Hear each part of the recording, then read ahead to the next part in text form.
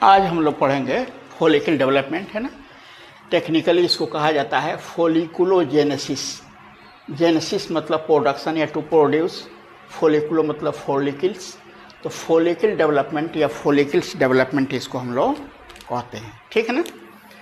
तो ज़रा इसको ठीक से देखिए, पहले ही से एक फिगर बना दिए हैं। फिगर में आप लोगों को समझ में आना चाहिए कि ये ओवरी का फिगर है, भीतर का स्टेप फिर सब अलग अलग बनाएंगे हम, है ना। ये ओवरी में सबसे ऊपर पेरिटोनियम का लेयर रहेगा, उसके बाद जर्मिनल इपिथेलियम और नीचे ट्यूनिका अल्बुजिनिया। भीतर एस्ट्रोमा भरा हुआ है जो दो भागों में बटा हुआ है। बाहर वाला पोर्शन ये कॉर्टेक्स मोर डेंस है और मेडुला लेस डेंस, ठीक है। अब इसमें ये सब स्ट्रक्चर बना हुआ है। तो हम लोग oogenesis पढ़े थे, तो बताए थे उसमें कि अभी 1 मंथ का भी रहता है इम्ब्रो। तो जर्मिनल इपिथेलियल से, यही जर्मिनल इपिथेलियल सेल कुछ डिफ्रेंशिएट कर जाता है लगभग 2000 तक, और डिवाइड करके ओगोनियम बनाएगा। ओगोनियम बहुत मर जाएगा, ओगोनियल एट्रीजिया, और जो बचेगा, है ना, वो प्राइमरी oocyte में डेवलप करना शुरू करेगा। तो प्राइमरी oocyte में डेवलप करेगा। तो प्राइमरी oocyte जो डेवलप करेगा ना, तो पहले यहाँ पर ठीक से देखिए, ये हो गया एक प्राइमरी oocyte,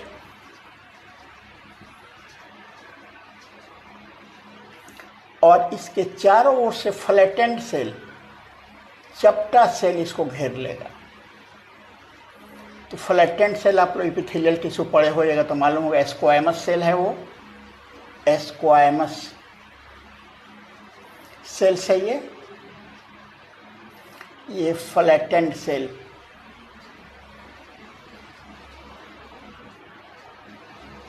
है ना, ये फ्लैटेंड सेल। अब इस स्ट्रक्चर को कहते हैं हम लोग प्राइमोर्डियल फॉलिकल।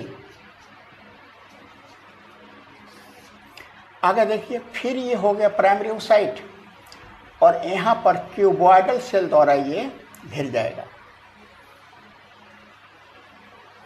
ये क्यूबॉइडल सेल क्यूब के आकार के सेल से घिरेगा, बड़ा बड़ा सेल हो जाएगा इसका। सिंगल लेयर ही है, ये क्यूबॉइडल सेल्स द्वारा घिरेगा, तब इसको हम लोग कहेंगे प्राइमरी फॉलिकल।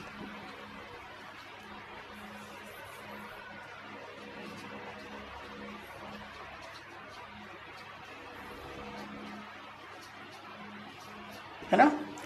अभी ये देखिए, फिर ये प्राइमरी oocyte है, सब स्ट्रक्चर उसमें उसी तरह बनाए हैं। और बाहर से एक्चुअली ये जो सेल सब दिखाई दे रहा है ना, ग्रेनुलोसा सेल है, ये ग्रेनुलोसा सेल्स है ये। अब ये मल्टी लेयर्ड हो जाएगा, ग्रेनुलोसा सेल मल्टी लेयर्ड हो गया, और तब इसको हम लोग कहेंगे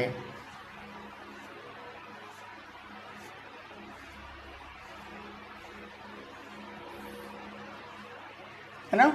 और बाहर से एक थीका लेयर द्वारा भी घिरी जाएगा ये, तब इसको हम लोग कहेंगे सेकेंडरी। ये हो जाएगा थीका लेयर, थीका, और ये मल्टी सेलुलर हो जाए, मल्टी लेयर हो जाएगा, ग्रेनुलोसा हो गया। तब इसको हम लोग कहेंगे सेकेंडरी।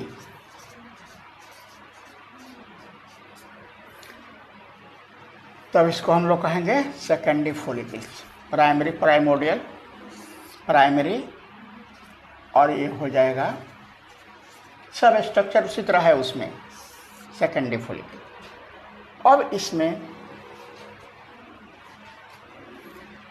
और डेवलपमेंट होगा, और अब बनेगा टर्शियरी फॉलिकल। अब इसी में देखिए, यहाँ पर मियोसिस 1 आप लोगों को याद है कि सब स्टक कर गया था, तो फंस गया था। तो मियोसिस 1 कंप्लीटेड, जब मियोसिस 1 कंप्लीट हो जाएगा तो ये प्राइमरी जो oocyte है वो सेकेंडरी oocyte में कन्वर्ट कर जाएगा। ये हो गया सेकेंडरी oocyte, और ये जो ग्रैनुलोसा सेल्स हैं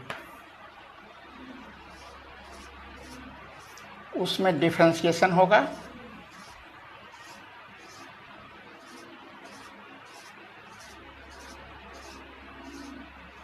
है ना।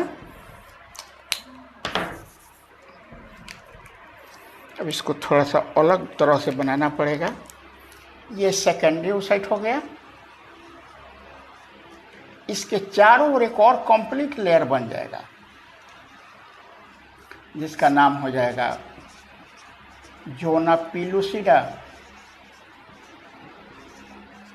और ये जोना पिलुसिडा लेयर जो है ना वो ग्लाइकोप्रोटीन का होता है, बहुत ही इम्पोर्टेंट लेयर है ये।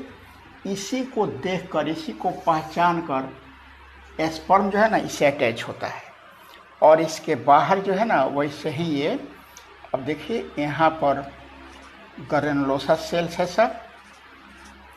ग्रैनुलोसा सेल्स में थोड़ा सा डिफ्रेंशिएशन होगा,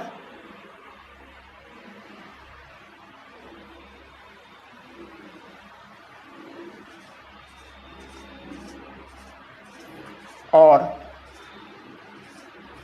इसमें देखिए एक स्ट्रक्चर जो है ना, यहाँ पे ग्रैनुलोसा सेल्स है, यहाँ पर एक कैविटी बन जाएगी जिसका नाम हो जाएगा, ये तो चारों तरफ से थीका, दो थीका लेयर द्वारा घिरेगा। एक थीका लेयर हो गया, फिर ये दूसरा थीका लेयर हो जाएगा। ये थीका लेयर जो है ना वो थीका लेयर 2 हो जाएगा। भीतर वाला को कहेंगे, बाहर वाला को कहेंगे एक्सटर्ना,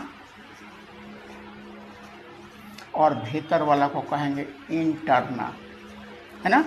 और इम्पोर्टेंट घटना इसका ये है, यहाँ पर एक एंट्रम, एक कैविटी बन जाएगी, और इस एंट्रम में जो लिक्विड भरा हुआ है ना, उसका नाम हो जाएगा लिकर। क्यों है लिकर फोलिकुलम, ठीक है। और इस तरह एक ये टर्शियरी स्ट्रक्चर हो गया।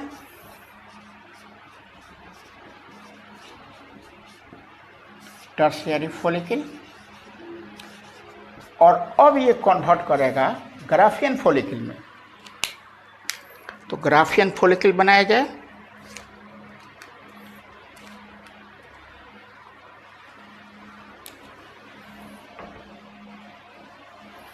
ये हो जाएगा सेकेंडरी ओसाइट, ठीक है।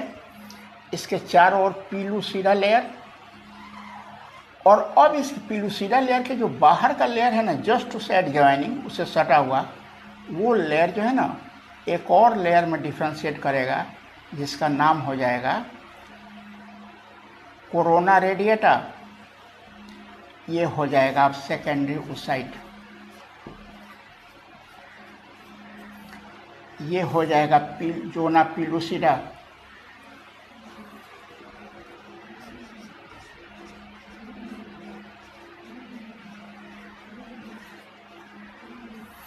और ये हो गया कोरोना रेडिएटा, है ना। और अब ये जो सेल थे ग्रैनुलर सेल, छोटा सा स्टॉक की तरह स्ट्रक्चर यहाँ पर बनाइए,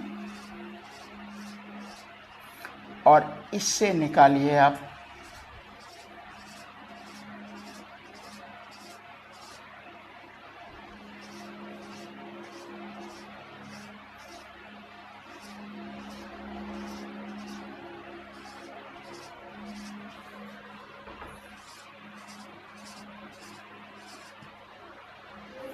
मल्टी लेयर बनाइए इसको।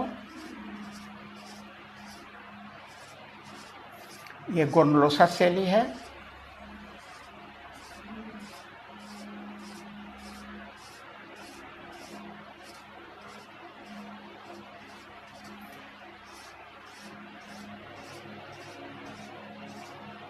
ठीक है। और अब ये बाहर से फिर वैसे ही घिरा हुआ है 2 लेयर से।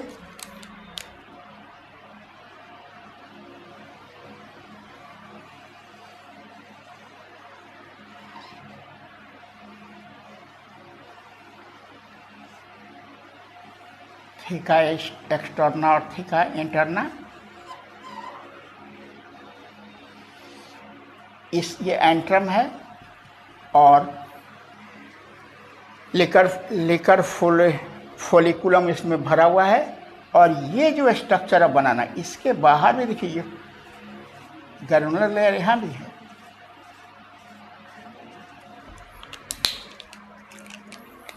ये ग्रैनुलोसा सेल इसको भी घेरे हुआ है ऊपर से, कोरोना रेडिएटा को भी, है ना। और इस तरह ये जो स्ट्रक्चर बना है ना, मेम्ब्रेना,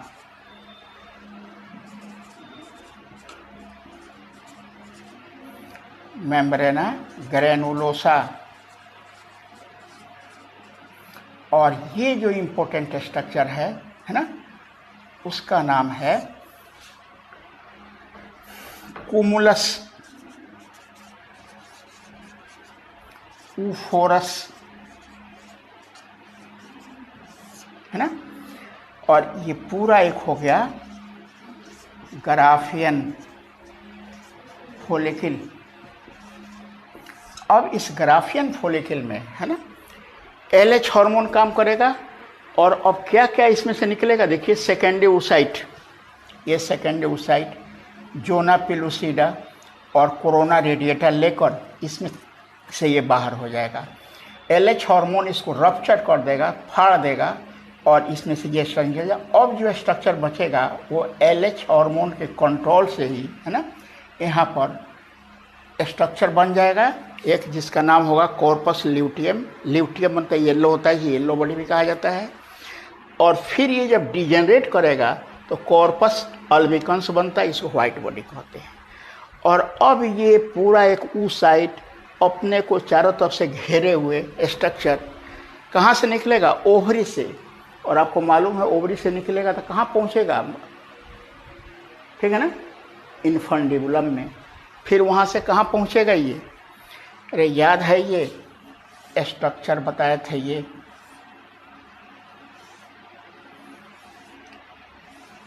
यहाँ पर ओवरी है और यहाँ पर से एक निकला, ये एम्पुला हो गया, ये इन्फंडिबुलम हो गया।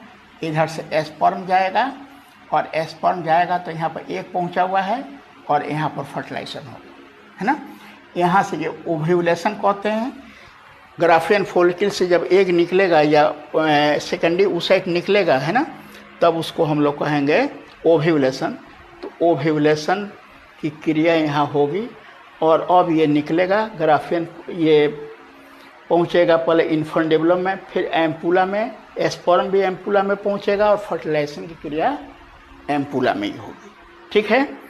तो ये स्ट्रक्चर को थोड़ा स्ट्रक्चर पर ही 2-3-4 बार आप इसको बनाइएगा ठीक से, इस पर ध्यान दीजिएगा। ये अपने जो भीतर है वही स्ट्रक्चर बाहर बना दिए हैं। अब आप लोगों को ये पूरी तरह क्लियर हो गया होगा, है ना। और चलिए फिर अब आगे देखा जाएगा।